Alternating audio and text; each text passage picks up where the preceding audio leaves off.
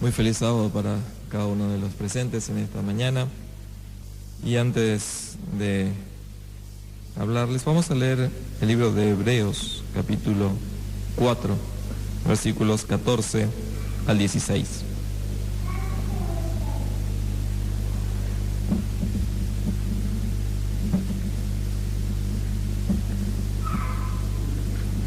Y allí dice: por tanto, teniendo un gran sumo sacerdote que traspasó los cielos, Jesús el Hijo de Dios, retengamos nuestra profesión, porque no tenemos un sumo sacerdote que no pueda compadecerse de nuestras debilidades, sino uno que fue tentado en todos según nuestra semejanza, pero sin pecado.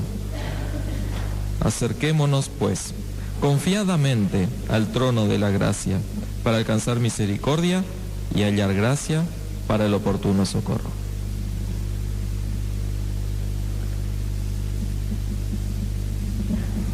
Esta mañana, más que una predicación o un sermón, quiero que tengamos una meditación. Hay veces que algunos temas nos tocan imprevistamente para llamarnos a la reflexión. Temas bíblicos estoy hablando, ¿no? Y me pasó algo hace un tiempito en una charla mientras estábamos haciendo la lección a la mañana con Janet. De pronto surgió algo que me llamó la atención y el cerebro a veces hace algunas disquisiciones un poco raras, nadie puede explicar bien cómo funciona, pero empieza a hacer relaciones, ¿no? Y me llevó al tema que vamos a tratar en esta mañana. Muchas veces hay temas bíblicos o historias bíblicas que las damos por sentadas, parece que ya le hemos sacado todo, que ya conocemos todo, no habría nada nuevo, por lo tanto ya ni las escuchamos. Y eso me pasó con un evento en la vida de Jesús en el que creemos que está todo dicho, pero como les decía el otro día, mientras hablábamos con Janet, de pronto como un flash, esa historia vino a mi cabeza con un significado que no le había visto antes. Pero antes de ir al relato, ya que dijimos que es un hecho de la vida de Jesús, vamos a ponernos un poquito en ambiente. ¿Para qué es que vino Jesús? A ver, ¿quién me puede decir algo?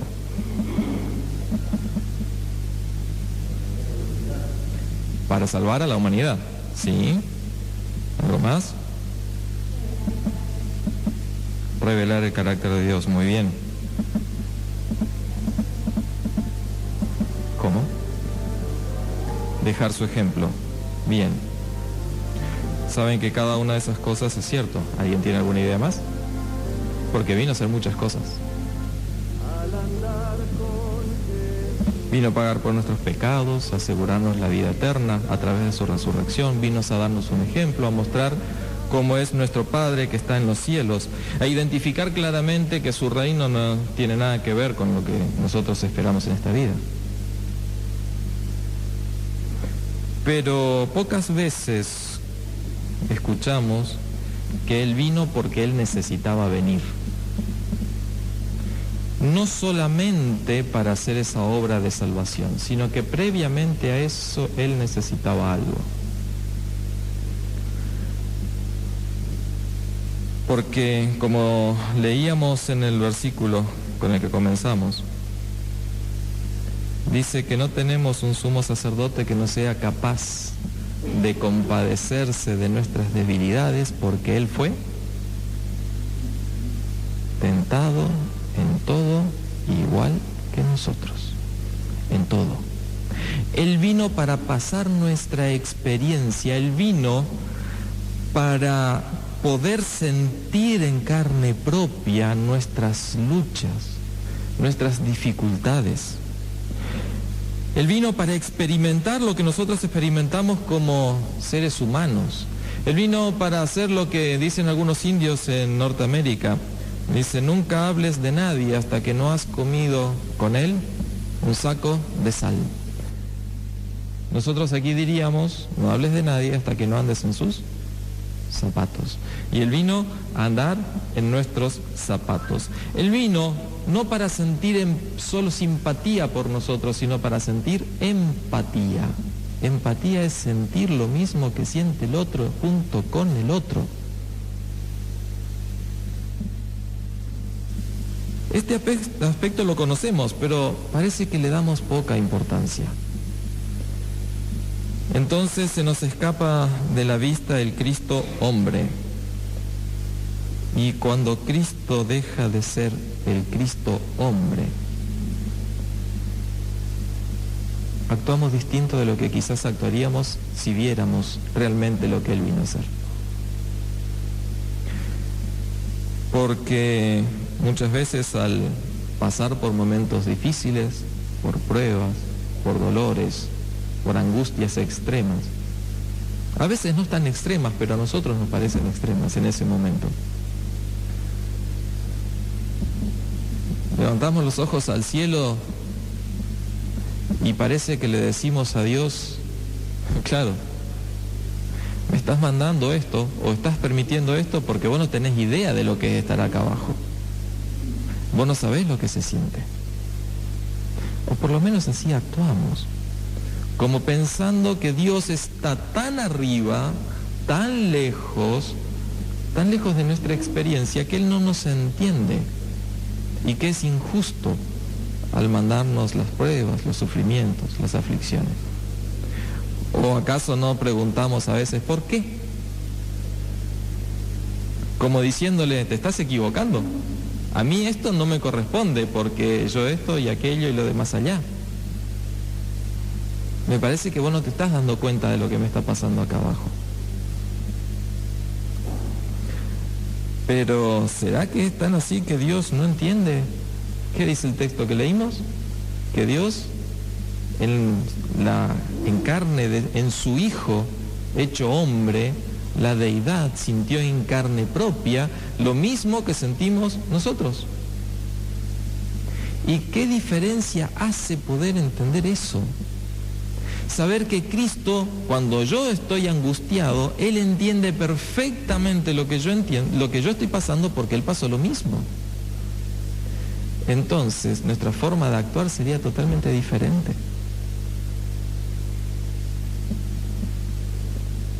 Saben que Jesús ya se acercaba a la tercera y la última Pascua de su ministerio. Él sabía que en esta última Pascua sería crucificado y como hombre empezaba a vislumbrar todo lo que sufriría, no solamente en lo anímico, sino en lo físico.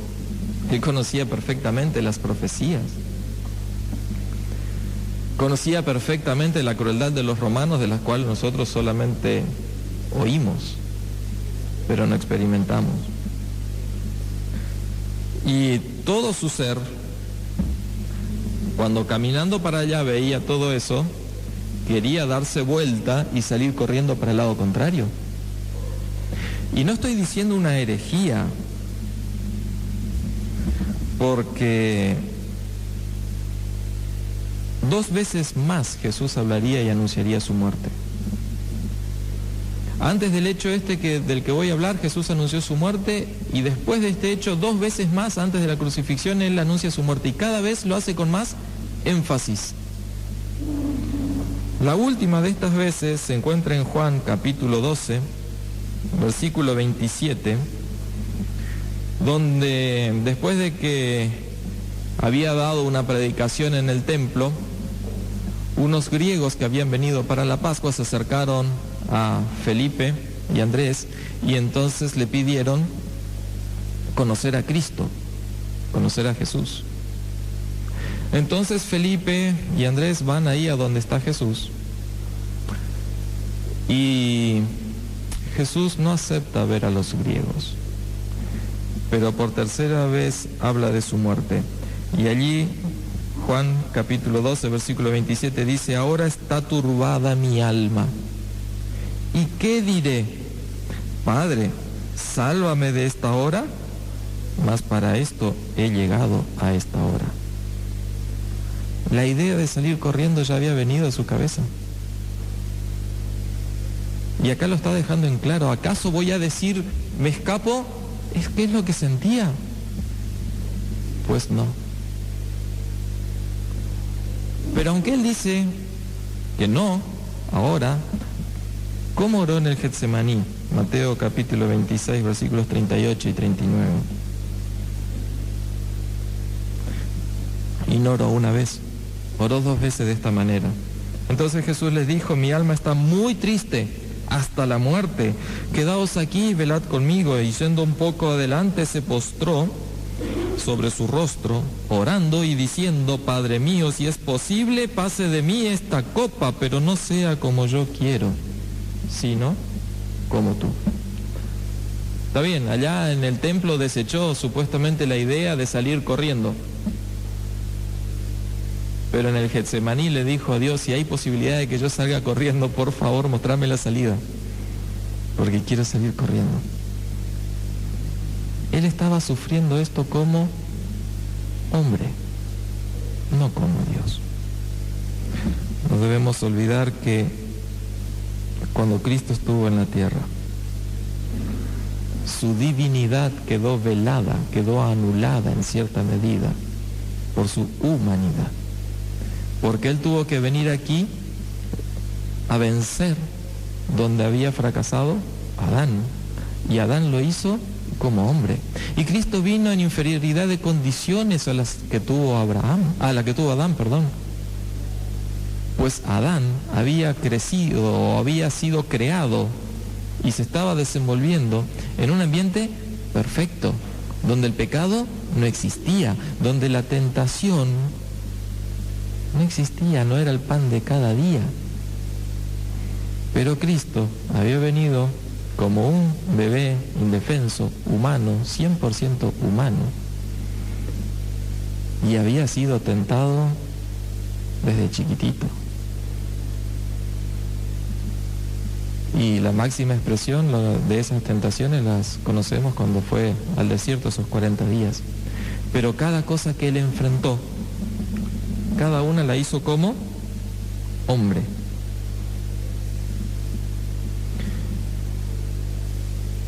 Y no solo les voy a hablar de los textos estos de los que inferimos lo que estaba sintiendo Cristo, sino que vamos a leer del deseado de todas las gentes, lo que dice la pluma inspirada de Elena de White.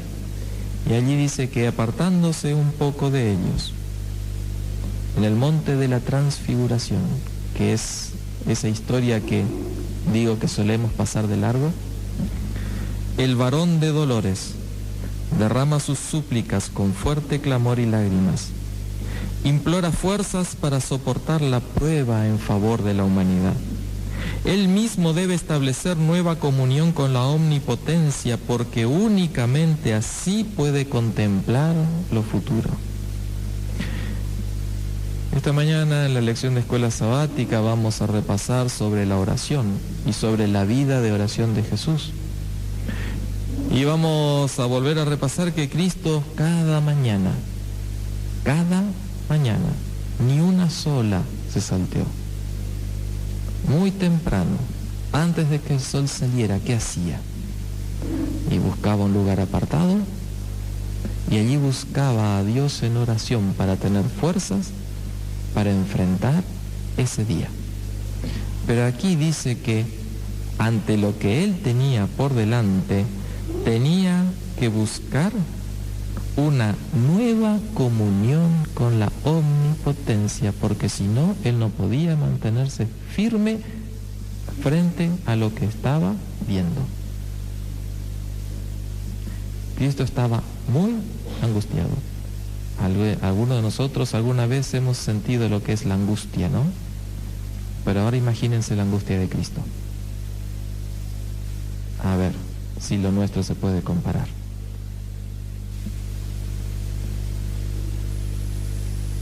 Así que Jesús, el Dios hecho hombre, mientras ora y les pide a sus discípulos, a Pedro, Santiago y Juan, los mismos que van a estar en el Getsemaní con él, le hace el mismo pedido que después le va a hacer en Getsemaní. Parece que en Getsemaní Jesús no aprendió la lección. porque dejó a estos tres allí un poquito más cerca. Por favor, oren conmigo, mientras él se apartaba. Y ellos intentaron orar. Y por un rato oraron, pero el sueño los cansó, los venció. Y Cristo quedó orando solo. Pero ante esta súplica de Jesús, el hombre, el cielo no se mantuvo inmóvil, sino que respondió en forma inmediata. Ante la angustia del hijo más amado de Dios, no se podía Dios quedar quieto. Y acá abrimos un pequeño paréntesis. Hace poco estudiamos que si bien Jesús es el Hijo amado, en Él nosotros también lo somos. Y somos, dice, como la niña de sus ojos, como la pupila de su ojo. El lugar más doloroso y más importante, porque si no quedaríamos ciegos. Así importantes somos para Él también, así que ¿cómo no va a responder a nuestra súplica cuando estamos en angustia, no? Entonces viene la respuesta, y no viene en forma de ángeles, no viene en forma de ejércitos poderosos, viene en forma de dos personas que descienden del cielo, pero dos seres humanos que descienden del cielo. ¿Recuerdan quiénes eran? Moisés y Elías. El tema de cómo el cerebro engancha es algo rarísimo, porque en realidad con Janet estábamos hablando de Enoc. Y surgió la pregunta, ¿pero por qué no fue Enoc el que estuvo en el monte de la transfiguración? ¿Y por qué me llamó la atención esa pregunta? Porque saben que solemos ver a Moisés y a Elías, que estaban presentes allí, mirando cómo nos sirve a nosotros que estuviera presente allí. Porque vemos a Moisés como símbolo de aquellos que aunque mueran, serán resucitados por Dios para ser llevados al cielo. Y a Elías como aquellos que estarán vivos cuando venga Cristo, representando a aquellos que estarán vivos cuando venga Cristo, y que serán llevados al cielo sin ver jamás la muerte. Un simbolismo que es válido para nosotros. Pero para Jesús en ese momento, ¿de qué le servía? No es eso lo que le estaba pidiendo. Y ellos vienen en respuesta a la angustia de Jesús.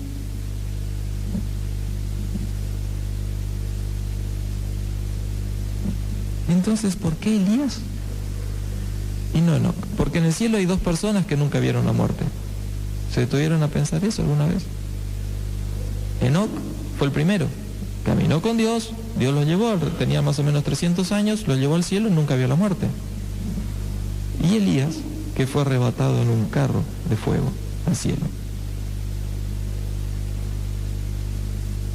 Si vino Elías, por algo era. Algo importante tenía que decir Elías que Enoc no podía. Y eso fue lo que me impresionó, lo que me impactó. Porque Elías estaba ahí por la experiencia que había tenido. ¿Recuerdan la experiencia de Elías? Elías se había sentido solo en el mundo, abandonado por todos, perseguido durante 3 años, tuvo que estar buscando refugio durante 3 años, que Acab lo perseguía y buscaba hasta en los reinos vecinos para matarlo. Y llegó en un momento a tener tanta angustia, aunque había vencido en el Carmelo, que tuvo que huir a Dios para poder encontrar auxilio. Y lo obtuvo. Y cuando llegó, cuando el ángel lo despierta y debajo del árbol está cansado yendo hacia el monte de Dios, el ángel no le dice, ¿qué estás haciendo acá? Qué poca fe que tenés, ¿eh? ¿Acaso no te demostró Dios el poder que tiene? ¿Qué estás haciendo acá? Le estás fallando. Eso fue lo que le dijo el ángel. El ángel guardó silencio. Es más, lo despertó cuando la comida estaba lista. Le preparó comida. Cuando la terminó y estaba calentita, lo despertó, le dio de comer, no habló. Lo ayudó a acostarse Elías y se fue.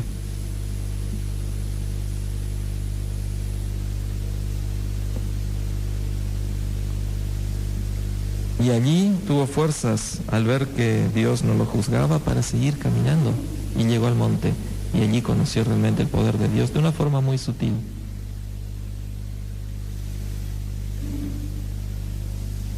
¿Tendrá algún paralelismo con Cristo esto? Fíjense, Cristo estaba solo, porque aún sus discípulos se habían quedado dormidos.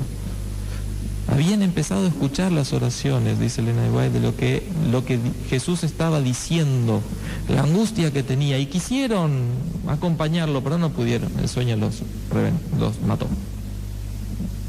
Lo habían dejado solo. Y lo seguirían dejando solo. Así como Elías había huido 3 años porque lo querían matar, muchas veces Jesús había dicho, vámonos de aquí, o había dicho, no voy a ir a la Pascua, y aclaran los evangelios porque buscaban matarle. Algunas veces hasta tuvo que intervenir Dios y hacerlo desaparecer de la vista de los demás, porque en el templo mismo lo iban a matar. Y aunque había realizado milagros y había visto el poder de Dios más que nadie, y más con la cercanía que él tenía y siendo él hijo de Dios, había resucitado hacía poco tiempo a Lázaro de la muerte, y sin embargo en este momento tenía una angustia terrible, y nada de eso lo ayudaba. Necesitaba sujetarse de alguien. Y Dios, entendiendo su humanidad, como entiende la nuestra, le envió a alguien que había pasado por lo mismo o por algo muy similar a él, para mostrarle, mira, te entendemos, pero te puedo asegurar, yo sentí algo muy parecido a lo que te está pasando. Y le contó todo lo que sentía y lo que fue la gloriosa experiencia de encontrar a Dios y sentir que no era juzgado sino comprendido, y que cuando necesitaba fuerzas, Dios se las daba. Hablemos ahora entonces de Moisés. Moisés sí conoció la muerte. Y también entendía muy bien lo que Jesús estaba por hacer. Recuerdan que en un momento Dios le dijo a Moisés, mira, déjame destruir a este pueblo, porque ya me tienen cansado.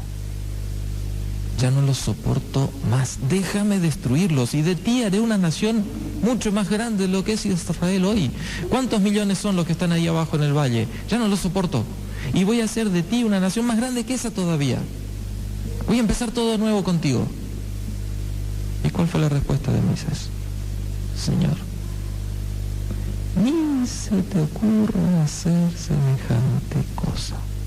Y si se te llega a ocurrir hacer eso, yo te advierto una cosa, me matás ahora mismo. Y me borras del libro para que ni siquiera me resucites el día que vengas. Porque si mueren ellos, yo muero con ellos. Él estaba ofreciendo su vida por aquellos pecadores que no se la merecían, que le habían gritado y escupido en la cara cuántas veces. Incluso la muerte que él vive, o que él sufre, mejor dicho, es difícil vivir la muerte, perdón, la muerte que él pasa. Hasta podemos decir que fue culpa del pueblo que lo sacó de casillas. Y ya la paciencia del hombre más paciente del mundo no pudo más. Así que Moisés le está diciendo, mira, vale la pena lo que estás haciendo.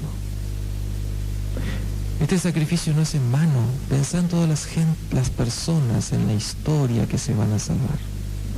Y es cierto, se van a burlar de ti, de mí también se burlaron. Te van a querer matar, te van a despreciar, No van a entender lo que estás haciendo, aunque lo estés haciendo con todo el amor del mundo. Te van a echar la culpa de todas sus desgracias, de sus problemas. Pero no te preocupes, porque vale la pena. No todos, pero muchos se salvarán por tu muerte. Y así como vas a tener que pasar la muerte por jugarte por ellos, ¿sabes qué? Yo también sentía una frustración enorme porque no podía cruzar al otro lado. No podía cruzar a la tierra prometida por la cual estuve vagando 40 años sin culpa por el desierto. Pero qué glorioso fue ver cuando tú, en tu divinidad, viniste y me resucitaste. Me abrazaste y me llevaste a casa. De la misma manera, así como tendrás que ver la muerte, tu Padre te levantará de vuelta de ahí. No va a ser definitivo. No te preocupes. No vas a estar solo. Elías y Moisés se pusieron al lado de él para confortarlo, para compartir experiencias, para darle fuerzas. Quizás alguno piense que estoy hablando muchas herejías esta mañana. ¿Cómo voy a decir esto de Jesús? ¿Tan igualito a nosotros era? Y sí, si para eso vino, ¿cómo nos iba a entender si no era igual a nosotros? ¿Cómo nos iba a poder ayudar si no nos entendía? Jesús no es algo tan lejano, y eso es lo que hace la diferencia, o lo que debería hacer la diferencia en nuestra vida. Para mí pensar esto fue como una cachetada, porque no es lo mismo estar leyendo acerca de Jesús, saber mucho acerca de Jesús, poder dar la lección de escuela sabática, un sermón, si todo eso simplemente sigue siendo de un Jesús que para mí no es igual a mí. Y entonces no me puede ayudar, que para mí es un extraño. Pero para que por otro lado no piensen que todo esto que se me ocurrió era todo idea mía, déjenme leerle un poquito más del mismo libro de Elena de White, El deseo de todas las gentes, ahora en la página 391. Pero antes de la corona debe venir la cruz. Y el tema de la deliberación con Jesús, de estos dos, no es su inauguración como rey, sino su fallecimiento que ha de acontecer en Jerusalén. Llevando la debilidad de la humanidad y cargando con su tristeza y pecado, Cristo caminó solo entre los hombres. Mientras las tinieblas de la prueba venidera lo apremiaban, estuvo en soledad de espíritu en un mundo que no lo conocía.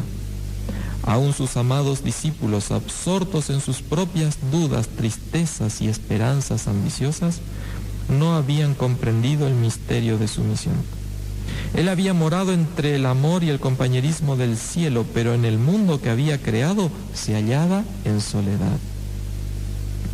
Ahora el cielo había enviado sus mensajeros a Jesús, no ángeles, sino hombres que habían soportado sufrimientos y tristezas y podían simpatizar con el Salvador en la prueba de su vida terrenal. Moisés y Elías habían sido colaboradores de Cristo, habían compartido su anhelo de salvar a los hombres. Moisés había rogado por Israel que perdones ahora su pecado, y si no, ráeme ahora de tu libro que has escrito. Elías había conocido la soledad de espíritu mientras durante 3 años y medio había llevado el peso del odio y la desgracia de la nación. Había estado solo de parte de Dios sobre el monte Carmelo. Solo había huido al desierto con angustia y desesperación. Estos hombres, escogidos antes que cualquier ángel que rodease el trono, habían venido para conversar con Jesús acerca de las escenas de sus sufrimientos y para consolarlo con la seguridad de la simpatía del cielo. La esperanza del mundo, la salvación de todo ser humano, fue el tema de su encuentro. Comparando nuestra aflicción con la de Jesús, creo que podemos ver que nunca vamos a poder recriminarle que Él no tenga idea de lo que nos pasa a nosotros. Creo que al contrario, Él tendría todo el derecho de decirnos: vos no tenés idea de lo que pasé yo. El peor de los castigos que podían darle los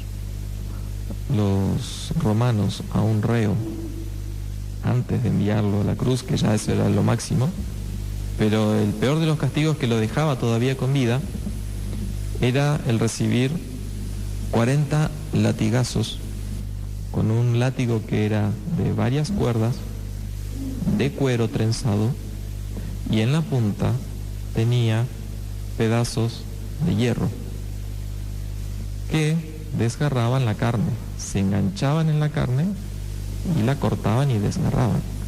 Pero los romanos eran tan misericordiosos que 40 era demasiado y le descontaban uno para demostrar su misericordia. Así que eran 40 latigazos menos uno.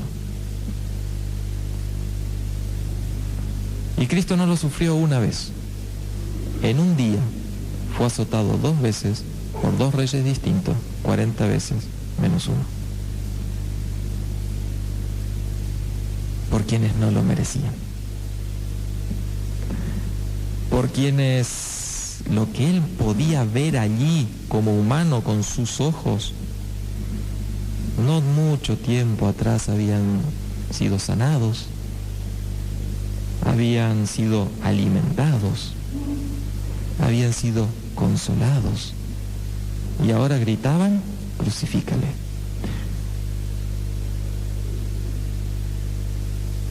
Y Él sabía que encima, después de esto, lo iban a clavar en una cruz. Comparen cualquier sufrimiento que hayan sentido con eso.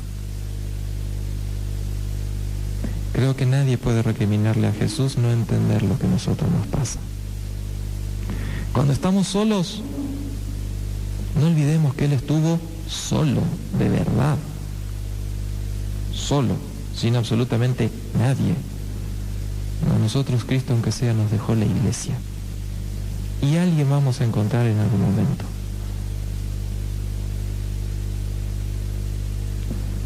Y si no, por lo menos lo tenemos ahí. Perseguido, si nos sentimos que nos persigue nuestro jefe o algún conocido, no sé, lo que sea, o algún enemigo que tenemos, alguien con quien nos peleamos, a Él lo persiguieron para matarlo.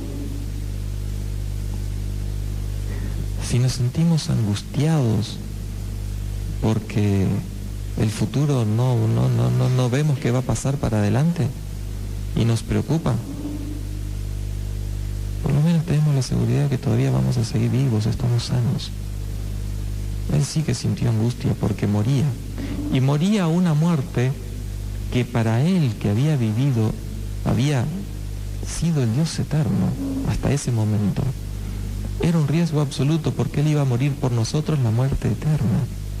Y de ahí se tenía que levantar. Si Él como humano hubiera tenido una pequeña manchita, hubiera fallado en una motita de polvo, no se hubiera levantado de la muerte, porque no hubiera sido válido ese sacrificio por nuestros pecados. Tenía que ser sin mancha. Imagínense la angustia de tener que enfrentar eso. No saber si se levantaba. Creo que no hay situación que nosotros vayamos a vivir que se pueda comparar. Y miedo al sufrimiento físico, bueno, traten de imaginarse en el lugar de Jesús. A ver si hubiéramos aguantado los primeros días. Él aguantó 78. Si vamos a poner cada una de las cosas en su lugar así, vamos a ver que nosotros es mucho menos lo que pasamos. Y Él lo pasó como hombre. Su cuerpo era de hombre. Su mente era de hombre. La angustia que sintió como hombre. Dios no se angustia.